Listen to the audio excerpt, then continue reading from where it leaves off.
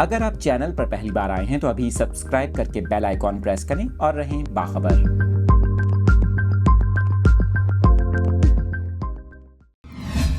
آپ کو اپڈیٹ کر رہے ہیں اس اہم خبر سے متعلق۔ ملک میں 1 مئی سے پیٹرولیم مصنوعات کی قیمتوں میں کمی کا امکان ظاہر کیا جا رہا ہے۔ آپ کو بتا رہے ہیں کہ آئل کمپنیز کے ذرائع کا یہ کہنا ہے کہ 1 مئی سے پیٹرول کی قیمت میں 4.5 لیٹر کمی متوقع ہے، جبکہ آئل کمپنیز کے ذرائع کا یہ بھی کہنا ہے کہ آئندہ ماہ کی پہلی تاریخ سے ڈیزل کی قیمت میں 6 لیٹر تک کمی کا تخمینہ لگایا گیا ہے۔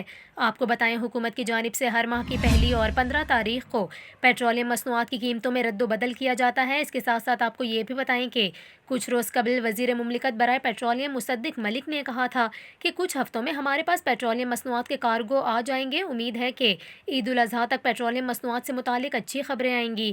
آپ کو بتائیں، اس سے قبل پیٹرول کی فی لیٹر قیمت میں 10 روپے کا اضافہ کیا گیا تھا، جس کے بعد پیٹرول کی نئی قیمت 272 روپے سے بڑھ کر 282 روپے فی لیٹر ہو گئی تھی۔